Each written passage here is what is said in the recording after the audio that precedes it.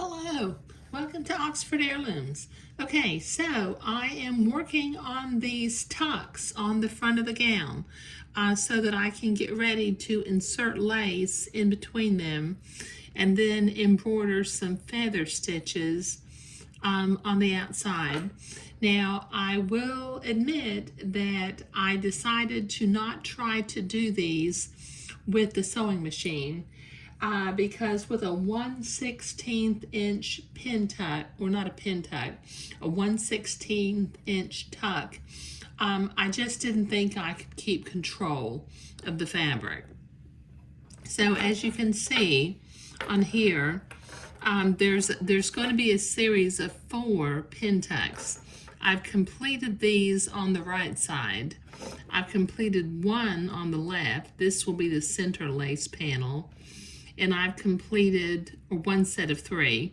And I've completed one of the 3 over here on the far left.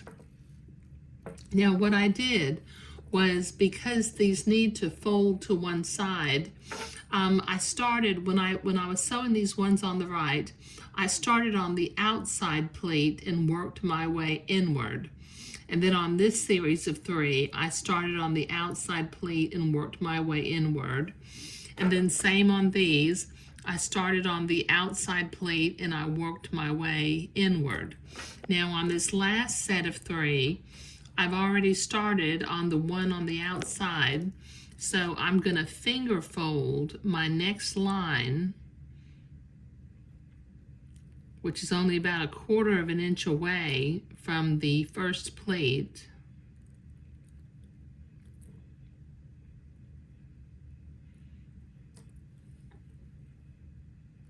Okay, now the instructions tell me to start up at the neckline.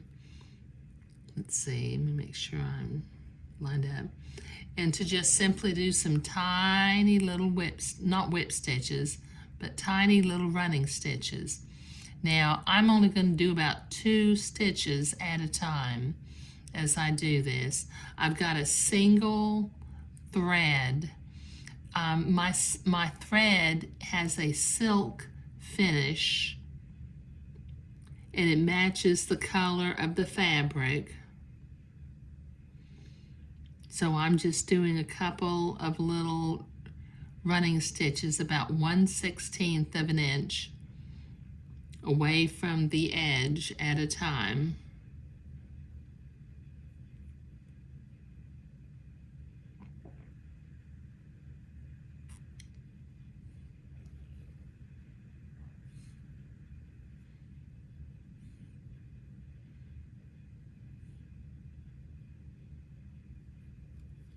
Okay, this will take me a minute to get down to this blue fabric marking line.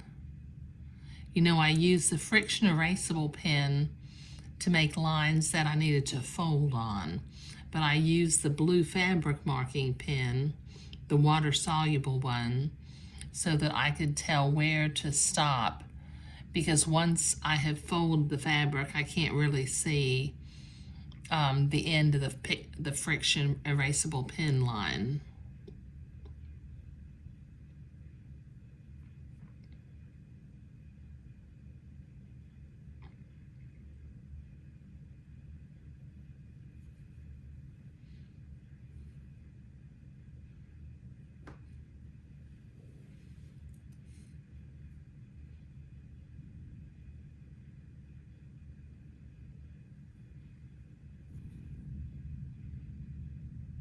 I'm getting quiet here, aren't I? I'm concentrating on my stitches. Just make tiny little stitches, about 1/16 of an inch apiece, about 1/16 of an inch away from the fold of the fabric.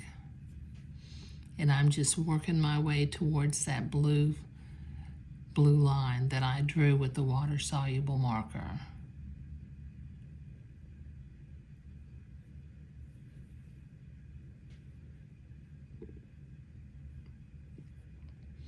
Okay, I think I just need a couple of more stitches. Now I'm going to go into the back right here. I won't come up, do 2 stitches.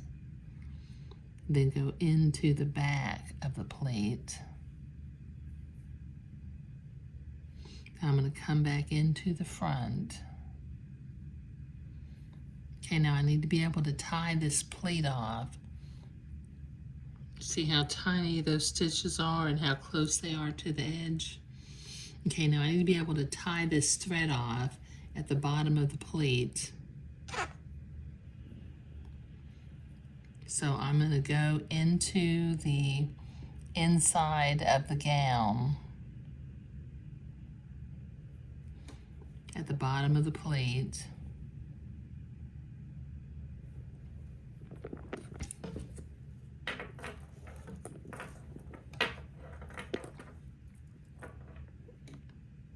And then I'm going to do a series of overhand knots exactly in the same place over and over again. I think I'm going to do 4 overhand knots. I think that's what I've done on all the others of them.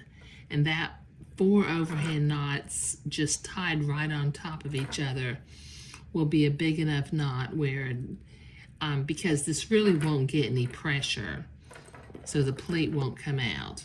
So the pleat is now being held into place there. Okay, so I'm going to trim my thread about 1/4 of an inch away from the knot.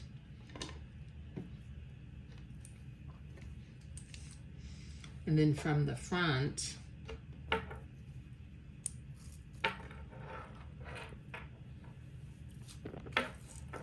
I'm going to finger fold that pleat toward the outside or the sleeve of the garment. Now I've got one more little pleat to make here. Let me tie a knot in my thread. Won't do this on camera because every time I try to tie a knot on camera, I manage to not tie a knot very well.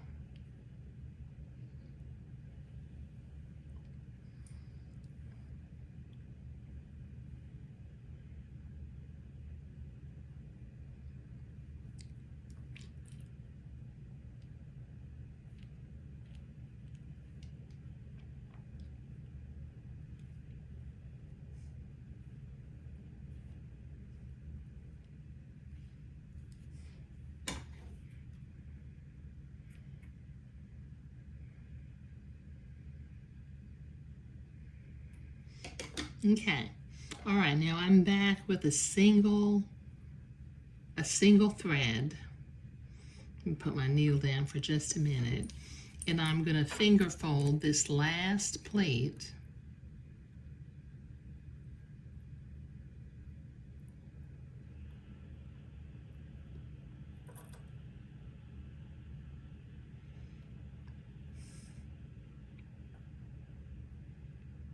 And the reason I started from that outside pleat is when I make them, the other pleats are folded away from where I'm working.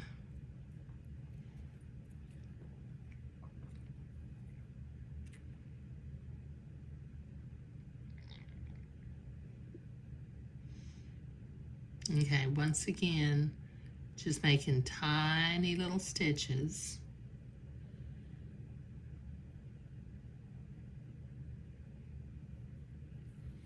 About 1/16 of an inch away from the fold of the fabric.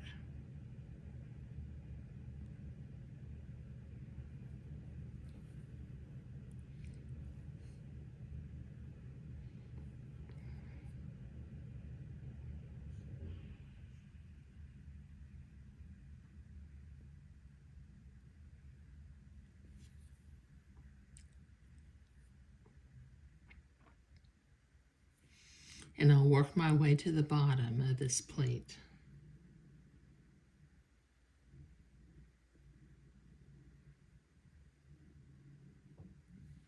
I think that the time spent doing these pleats by hand, rather than taking the chance that I would mess it up with the sewing machine, because I used up all of my fabric when I cut out the pieces I needed for this ensemble. So, you know, that's one of the reasons why I decided to hand sew them, because I knew that if I messed up the fabric, I wouldn't have any more, and I would have to order more fabric, and I did not want to have to do that.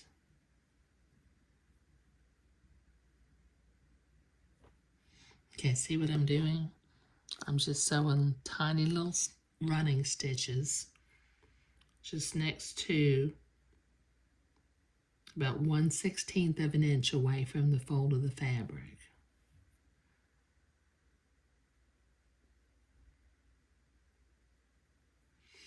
It's really funny because years from now, somebody will look at this and they'll go, oh my gosh, she did those pleats by hand. Somebody did those pleats by hand. And that would be me.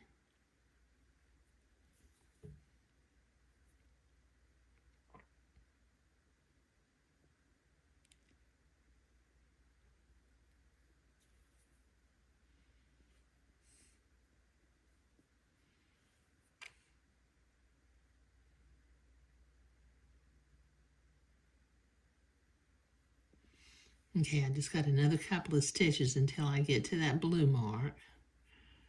So let me do one set more.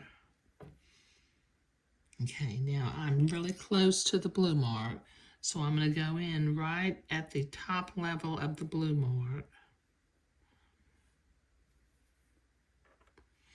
Come back to the side that's closest to me.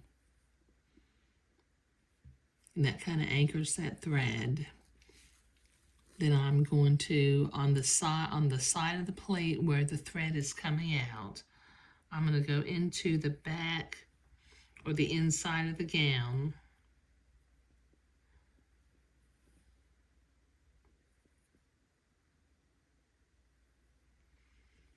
And then once again, I'll tie a series of overhand knots over and over again, right at the same place.